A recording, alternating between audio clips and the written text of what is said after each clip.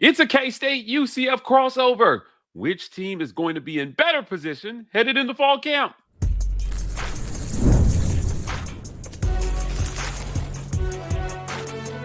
You are Locked On College Crossover, part of the Locked On Podcast Network. Your team every day.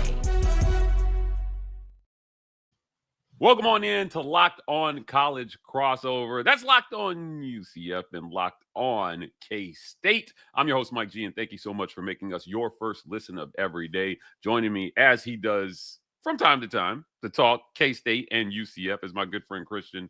Christian, today's show, we're going to talk about UCF and K-State, that Big 12 opener. They face off, where we think they'll land in the preseason rankings, and take a look back at the spring for both teams. It was a little bit of an odd spring across college football, so we'll talk about that in our last segment. Let's start with UCF versus K-State, September 27th. Both teams will be looking to get their Big 12 schedule kicked off with a win.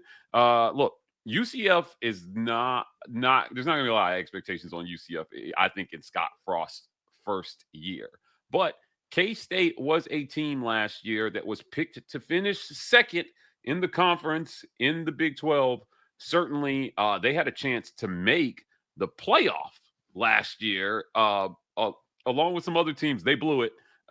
But what do you think about that opener here for K-State? Do they kick some UCF butt to kick off their Big 12 schedule? Well, it's not the Big 12 opener for K-State, actually. It's actually the third Big 12 team they'll play, but it'll be the second in the Big 12. You got to remember, Kansas State's opening the season week 0 in Dublin against Iowa State. That's technically a Big 12 matchup. That's right. That's right. They do. I know it's weird to think about having a conference game on week 0. That's unlikely. So we would normally probably start against UCF.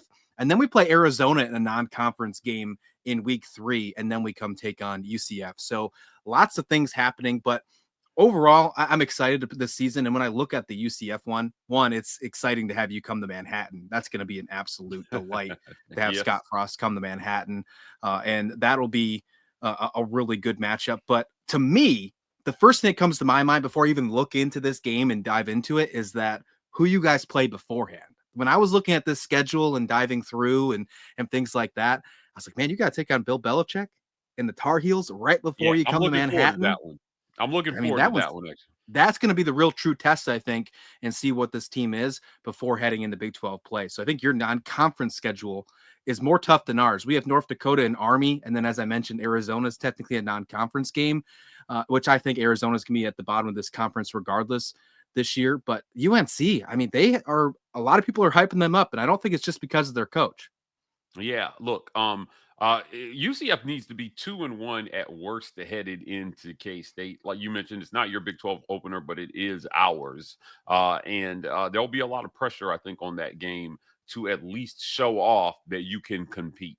Now, if you ask, again, we'll talk about where they rank in the preseason, but in terms of how they project in record, this is going to be a team that's going to be struggling, I think, to make a bowl game. But under Scott Frost, I think that should be the floor. 6 wins should be the floor. Gus had a lot of issues. He had a lot of issues. I think he bet his career in Orlando on KJ Jefferson, and when it didn't work out, he didn't have a backup plan. He went to Ja'Cory Brown. They were on their 4th string quarterback, and nobody got hurt, Christian.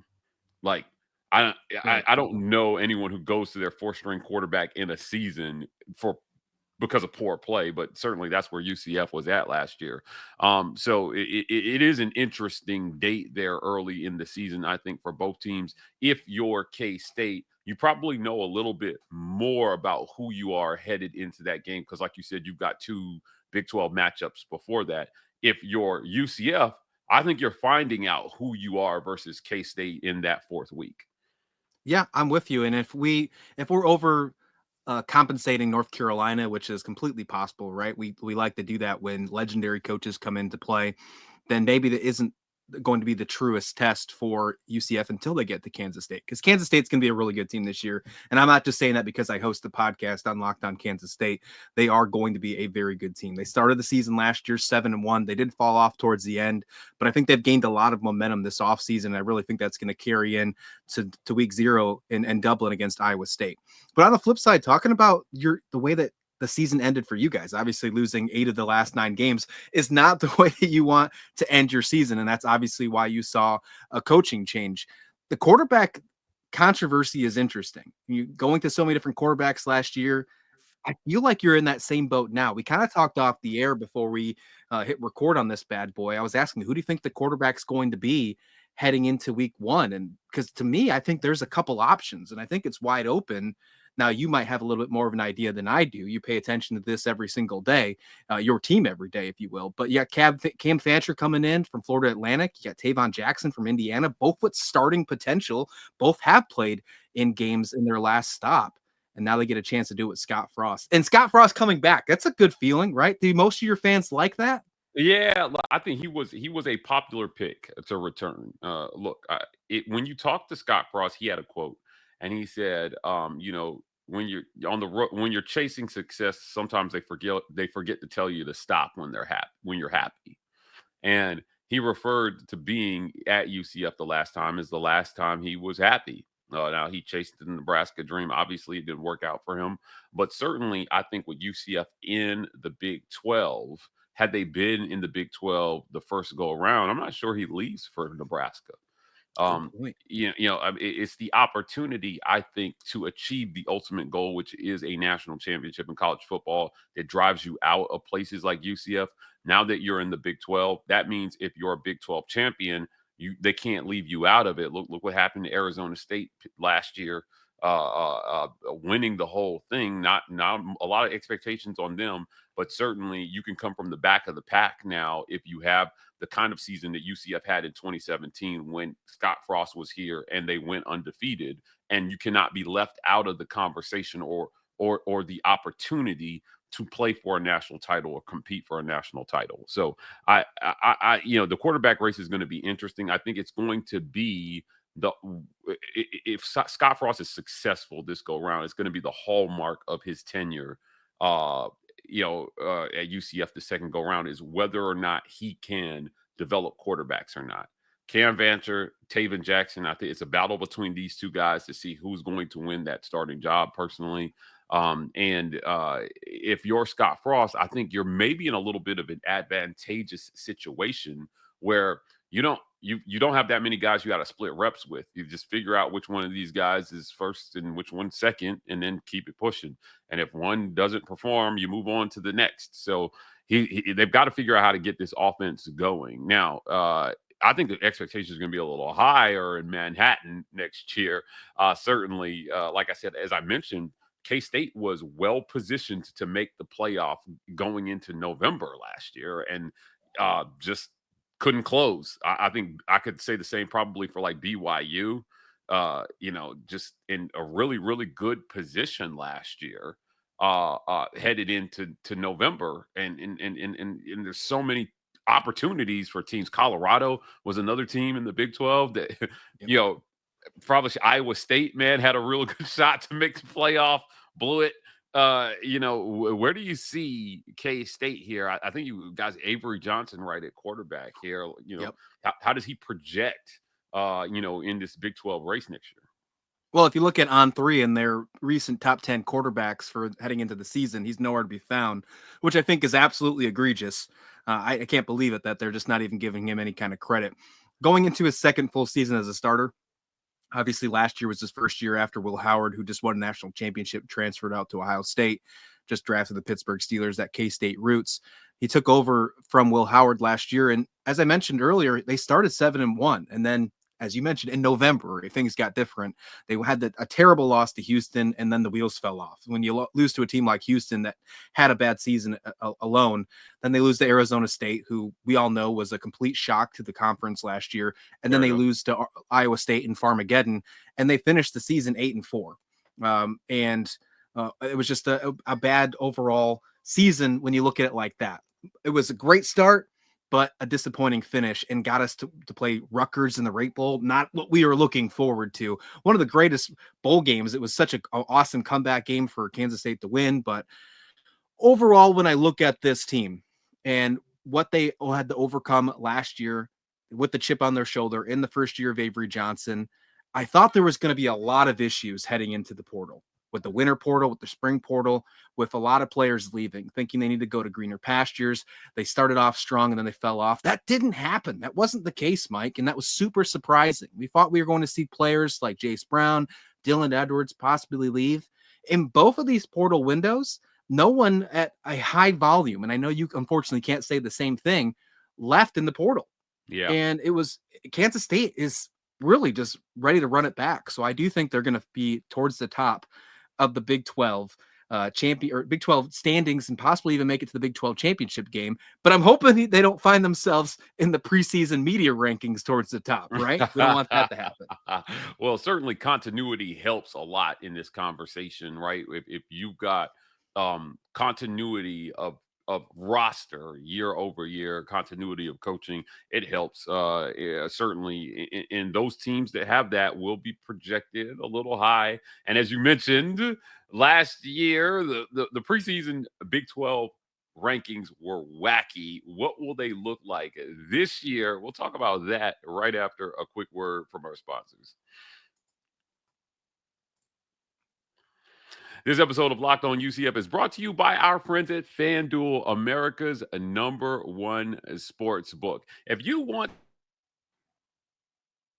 FanDuel, when you sign up, you can get $250 in bonus bets if your first bet wins, your first $5 bet wins. That's with our friends at FanDuel.com. Look, the NBA playoffs are here. There are plenty of things that you want to get in the action on. So whether you are betting live or you want to put together parlays, FanDuel has an option that maximizes your fun. Visit our friends at FanDuel.com. As I mentioned, you get a chance to win $250 in bonus bets if your first $5 bet wins. That's FanDuel.com. The preseason rankings will come out during Big 12 media days, as they normally do. I vote in a certain conference's media rankings every year. I can tell you it is fun seeing how wrong we are as media every single year when it comes to this. Last year, a lot of people were wrong about the Big 12 standings. Arizona State was famously picked to finish last, and they won the whole damn thing. And let me tell you something. When they got to the playoff, they did not disappoint versus Texas. I don't care what the end score game was. I'm with you. I thought they represented the Big 12 well as the Big 12 champion versus Texas. I think what that game showed is ultimately recruiting wins. At the end of the day, Quinn Ewers made the plays that he needed to make at the end of the game to push Texas past Arizona State. But look, man, they played well enough. Cameron Scatteraboo became a draft pick last year, and Kenny Dillingham got in front of the media and said, if you want more of this, give us money. We need NIL money to keep this going. Christian, K-State was picked to finish second. I think we both agree with what they have coming back. With people kind of underestimating Avery Johnson, I expect them to finish top 4 in the conference easily next year. Where do you see them finishing in the Big 12 standings here with the media poll preseason? I'll say realistically or in the media poll. In the media poll, I'm hoping that they play the chip on their shoulder and play it very low. In 2022, when they went and won the Big 12 championship, they were predicted 5th to win that, or to be in the preseason poll. Oh, and for the record, TCU, the team that lost in the Big 12 championship to Kansas State, but found themselves in the national championship game that year, was projected to go 7th. So the media members don't do too great when it comes to these Big 12 media polls, at least as of late. They did okay in 2023 in Texas and Oklahoma's last year. They did okay there. We'll give them the caveat, but other than that, hasn't been so good. But realistically, if I'm going to say not in the polls, but how I feel, I'm with you. I think top 4 is a completely safe thing for Kansas State to think that that's where they're going to finish. I like some teams like BYU. I think they're going to have another step forward this year. It's hard not to count out Arizona State. just based on what they did last year. And although they lost Scadaboo, they still have a pretty good quarterback in there. I like what Kenny Dillingham's doing with that squad.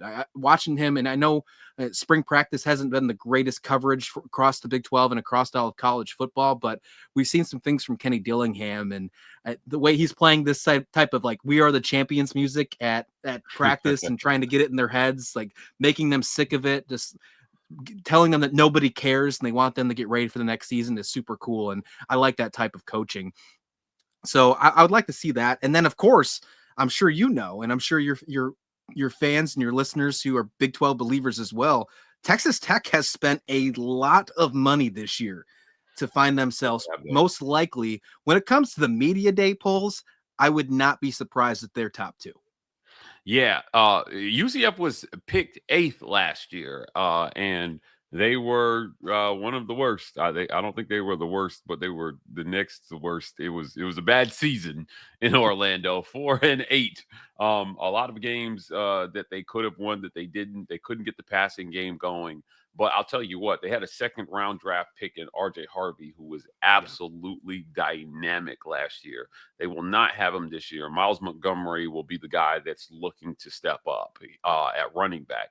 But I'm not sure if he can carry the running game to the tune of almost 1,600 yards the way RJ Harvey did. Look, RJ, the only back in the draft that averaged more yards per carry last year than RJ Harvey was Ashton Jeanty. And we all know what kind of season he had, right? So if you're Scott Frost, you don't have that necessarily, but you're going to have to find a way to 2 more wins than you got last year, right? I think they'll get the first 2 in the first 3 weeks, and they need to find 4 more wins on the schedule literally anywhere.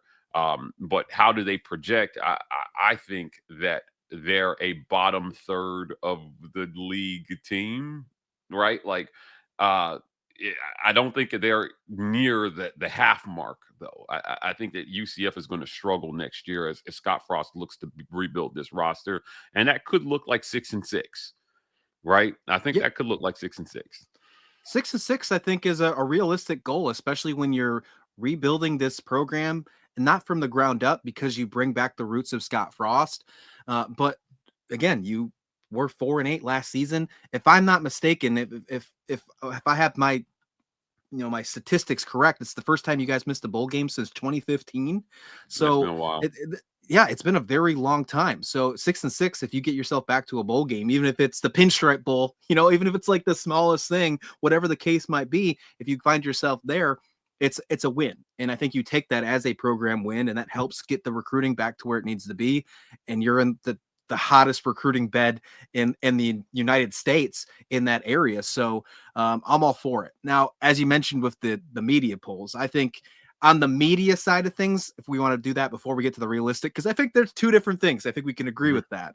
I think it's going to be a little lower, but compared to some of the other new coaches in the Big 12, maybe you get a little bit of a bump, like West Virginia's Rich Rod as well, because of the familiarity with the program and things like that. West Virginia was already in the Big 12, though, so maybe there's a little bit more familiarity. So maybe they get above you as well. That's where I'm leaning towards. Yeah, the other aspect to this that you mentioned with Texas Tech that I think factors into how people perceive where you're going to land is money spent. Now, we all know the House settlement got blocked because the judge essentially is having them relook at the scholarships that they're trying to cut. They don't want them to do it. I agree with the judge. Like, you can't cut those scholarships. However, you've got an $18 million pot that you potentially have to draw from. I don't think right now, my sources are telling me UCF is not close to filling that pot. That cap you're talking about? Correct. Yeah, it's $20.5 million, but $2.5 million of it is earmarked for scholarships across the Olympic sports. So that leaves $18 million that you have to spend on players, essentially, that's controlled directly by the school. What UCF has done is they've dissolved their collective, the kingdom, into what they're calling the Competitive Success Fund. And if you can fill that, then you may still need a collective to provide deals outside of the $18 million that you control. If you don't expect to fill that, some schools are getting rid of their collectives and saying, let's just focus on getting our donors to fill this bucket for us, because that number is going to go up every year It's kind of like a raising salary cap kind of year over year. I think that a lot of the media are going to look at the numbers being spent out of these programs when they start to project where people are going to finish. I hate it. That's a part of it. It's no longer just how good are you, but it's how much money did you spend in the offseason to improve your squad. That's what NIL has done, I think, to college football and this discussion about where teams rank.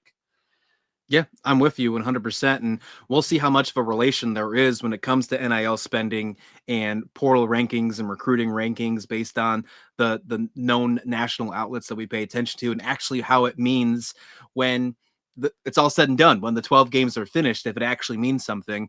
I think we're still learning that. I don't think there's enough sample size to actually determine if that's actually what's happening, but I'm with you. And that's why I think in the media polls, I think we're going to see Texas Tech find themselves in, dare I say, top 2. I think they'll find themselves, even though Coach McGuire hasn't found himself over 9 wins in a single season since he's been there. Love what he does there, but I just don't think he has the proof in the pudding yet to get himself in the top 2. And, before I know we're getting close on time for the next break, but you mentioned something about the running backs and talking about who's going to prove it. RJ Harvey, what a great pick. What, the first Big 12 running back to get taken off the board, I thought was completely bizarre, and not bizarre, but shocking. I thought it was going to be Cam Scattaboo. Obviously DJ Gittens gets drafted for the to the Indianapolis Colts from Kansas State. But I'm a big college football fan, Mike. You know that, and not just Kansas State, but all of football in its glory. And I love watching college football on Tuesday nights. And Maction is one of the best. Jaden Nixon coming over to UCF from Western Michigan, almost rushed for 1,000 yards. I think that bad boy is going to be good in your backfield as well. Yeah, like he is definitely a guy to watch there. Running back by committee is how people are doing it these days. You got to have more running back that can do the job. We're not seeing a whole lot of workhorse backs. That's why what Ashton Genty, I think, did is so rare these days, because most guys aren't getting enough carries to get to that mark. Like I said, he averaged 7 yards a carry. But when you look at how many carries he had last season, he had over 300 carries, right? Of the top 10 running backs in the country in rushing, RJ Harvey had the least amount of carries of the top 10, but he finished 6th in rushing in the country. So 6.8 yards per carry is tough, man. I'm telling you. But by the numbers, if you gave him the 300-something yard carries, if his yards per carry hold, he's up there with Genty in terms of, like, he's over 2,500 yards rushing at 6.8 yards per carry and over 300 carries. So it is interesting when people talk about RJ Harvey. We talked about this on another show about how team success and draft results are so tied together sometimes. Like, when you're on a winning team, it's easier to get noticed in the draft, right? Like, and the perception and the association with losing can hurt some guys. RJ Harvey was able to overcome that, a 4-8 team. I think that's how special he is, to get taken in the second round and over a guy like Cam Scattaboo, who was good, but, like, look, man, his yards per carry numbers weren't anywhere near what RJ Harvey was doing. And he had a lot less carries than Cam had. So it's an interesting discussion. I think both backs are very, very good. You talk about Gittens in this discussion as well too.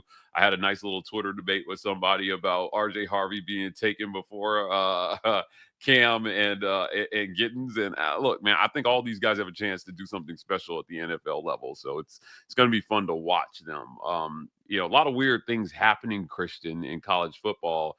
The least of them not how the spring went. This was an interesting spring that we had. We're going to talk about how weird that was right after a quick word from our sponsors. This episode of Locked On UCF is brought to you by our friends at Game Time. The NBA playoffs are here, guys, and if you wanted to get into the game, get in with our friends at Game Time. At Game Time, you can find last-minute deals like nowhere else, and Game Time makes it easy and fast to get playoff tickets, even when demand is high. Prices on the app usually go down when it gets a little closer to tip-off, and their last-minute deals can save you up to 60%. You get all-in pricing, which is my favorite. That means no surprises at checkout. So visit the Game Time app today and take the guesswork out of buying tickets. Download the Game Time app, create an account, and use code LOCKEDONCollege to get $20 off your first purchase. Terms apply. Again, create an account and redeem code LOCKEDONCollege to get $20 off. Download the Game Time app today. Last-minute tickets, low prices, guaranteed. What time is it? Game time. Christian, spring was weird. Before we started recording, you and I talked about this. It felt like it came and it went, and we barely covered it. Coaches are advocating for eliminating spring games. It is an odd place for college football to be. I'm not really in favor of anything that takes things away from fans. College football has the longest off season of any sport. It's a long time from January to August. But the spring, coaches are advocating more for an OTA type spring like the NFL has, focusing on strength and conditioning, keeping their teams healthy, and not revealing too much for their opponents for the upcoming season. What do you think about the changes that are happening with spring practice? Good for college football, bad for college football? What do you think? I think the solution, or my thoughts on it, it's yet to be determined, but Kansas State did exactly that this season. They only had 10 spring practices this year and had 2 extra weeks of strength and conditioning on the front end. And what we have heard of, it's a good thing. They've added a bunch of muscle. They've talked about it. They made social media posts about it, added the number on it, about their entire team, adding I think it was 70 or 700. I forgot how many zeros it was of muscle for the entire team. They talked about the speed, how they gained all this size, but they still have this speed. They have 4 people in the 24-mile-an-hour club. So we'll see how it goes. But for media guys like you and I, it's terrible. I mean, we're lucky to hear from them once a week, right? Yeah. It's terrible. I'm having a hard time, finding things to talk about because, you only get so much from spring nuggets as it is. But when you're already shortening it even more, and yes, the portal's been fun. And if it wasn't for the portal, I don't know what would I do with my hands. I mean, I might Ricky Bobby, throw them up in the air, but that's about it. I really have no idea. But overall, as a output on the field, I think it could be more productive. We'll see. And hey, look, as much as we hate to say it, and I'm a Big 12 believer, but as much as we hate to say it, you have to find every edge and every gain you possibly can when you're in a Power 4 conference like the Big 12 or the ACC to step up with those other two. Yeah, I agree. Look, if it helps improve the quality of what the product that we get in the fall, I'm for it in that sense. If that means keeping guys healthy, truly, and making sure that you're more prepared for fall camp and guys are less likely to get injury. You talk to any athlete, they'll tell you the number one reason you train is to prevent injury. And so if you're doing more focus on that, then I am about it. Now, I think it's just become such a media thing, right? With ESPN sending full broadcast teams to a lot of these spring games that we've gotten used to having that access. When you yank it away the way they have this fall with so many not being televised, it seems like a takeaway, I think, for fans who supported UCF through a really, really bad season, but continued to show up to games. Now Scott Frost is back in town and everybody wants to get a little glimpse of what's going on. And, we've got less coverage of the spring than we've had because coaches just don't want to share that part necessarily with the world. There's going to have to have a happy medium here. There was one idea I wanted to run by you before we got out of here, and that's the idea that you could have spring games where you actually play someone else and donate the proceeds to charity. Maybe you play an HBCU in your state, or you play a Division II school, or have something where it is camp style, Christian, where maybe it's more flag football, where you wear helmets, shoulder pads, but not full on hitting. I think that could be something that I would like to see. I mean, K-State versus UCF in helmets, but you know what I mean? But no tackling. Can we see something like that in the future? Would you like that? Well, the NCAA didn't like it when Colorado and Syracuse tried to make it just happen just a few weeks ago, and they were trying to make it happen. But I like the idea. Maybe you modify, as you mentioned, make it like a 7-on-7 kind of feel with the helmets and shoulder pads. And I- I'll even go one step further.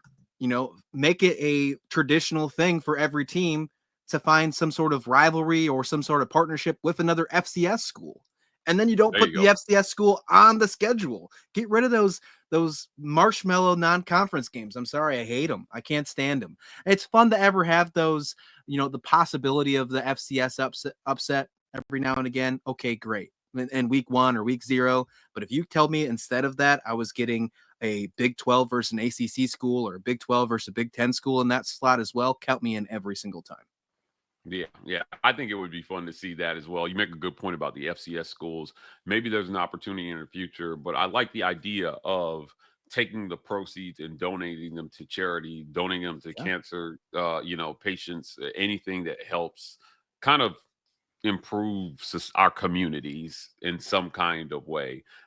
Using that spring game as a way to reach out to your community, involve your community is always favor of. Christian, my friend, thank you for joining me today. As always, it's great to talk to you. Before we get out of here, tell people where they can find you. Yeah, you can find me everywhere you listen to podcasts, YouTube, audio at Locked On Kansas State, the same places you can find Locked On UCF. And then you can find me on Twitter X at Locked On K-State, where I'm diving into everything with this spring portal, winter portal, this momentum that Kansas State has. And of course, basketball, where there's no momentum on the men's side. Well, that's it, guys, for another great edition of Locked On Crossover College. If you want more content like this, please hit like and subscribe on both channels. And thank you for making us your first listen of every day. For your next listen, go check out our friends at Locked On Big 12. Our guy Drake Told leads the conversation in conference realignment news and pulls no punches when it comes to talking about every team in the Big 12, including the UCF Knights and the Kansas State Wildcats. You can find Locked On Big 12 on YouTube or wherever you listen to your podcast. And you can find us here tomorrow on Locked On.